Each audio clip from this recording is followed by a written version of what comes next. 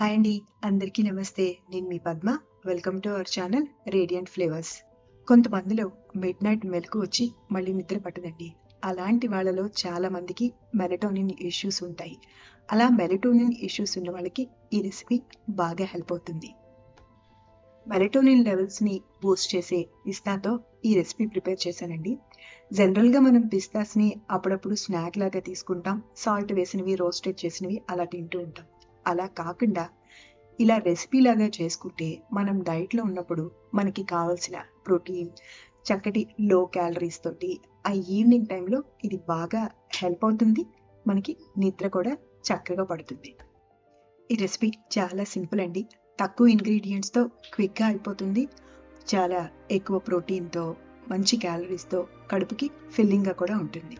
ఈ రెసిపీకి కావాల్సిన ఇంగ్రీడియంట్స్: ఒక 100 గ్రాముల దాకా పెరుగు తీసుకున్నాను. ఒక క్యారెట్, ఇది 100 గ్రామ్స్ ఉందండి. కీరదోసకాయ ఇంచుమించుగా 200 గ్రామ్స్ ఉంది. హాఫ్ టీ స్పూన్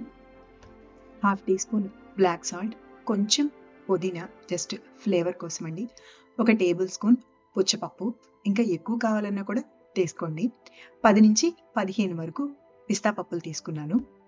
కొంతమందిలో పిస్తా పప్పు ఎక్కువ గనక తింటే బ్లోటింగ్ వచ్చే ఛాన్సెస్ ఉంటాయి. అందుకని నేను మినిమం కౌంట్ 10 నుంచి 15 వరకు, నేనైతే 15 తీసుకున్నాను.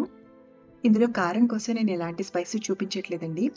కానీ పెరి పెరి ఈ రెసిపీకి మంచి టేస్ట్ ఇస్తుంది. మీకు పెరి పెరితో ఏమైనా ప్రాబ్లం ఉంటే కనుక మిరియాల పొడిని తీసుకోవచ్చు. ఫస్ట్ పెరుగుని బ్లెండర్తో కానీ మజ్జిగ కవంతో కానీ ఇలా బాగా చిలికేసుకోండి. కొంతమంది పిస్తా పప్పుని నానబెట్టుకుని తింటారండి. అలాంటి వాళ్ళు మినిమం 2 అవర్స్ సోక్ చేస్తే బాగుంటుంది. కొంతమంది నానబెట్టుకోకపోయినా సరే తింటారు, ఏం పర్వాలేదు. ఏదైనా సరే మీ ఇష్టం. కొంచెం నానబెట్టుకుంటే సాఫ్ట్గా ఉంటాయి, లేదంటే కొంచెం క్రంచీగా ఉంటాయి. బ్లెండర్తో కానీ మజ్జిగ కవంతో కానీ ఇలా చక్కగా చిలుక్కున్న పెరుగులో పిస్తా పప్పు, క్యారెట్, కీరా, బ్లాక్ సాల్ట్, మంచి ఫ్లేవర్ కోసం పుదీనా, ఇలా ఒకదాని తర్వాత ఒకటి అన్నీ వేసేసుకుని చక్కగా కలిపేసుకోవాలి. ఈ రెసిపీకి మంచి టేస్ట్ని, మన బాడీకి కావాల్సిన ప్రోటీన్ని ఇచ్చే గుమ్మడి గింజల్ని ఇలా పైన జల్లుకుందాం.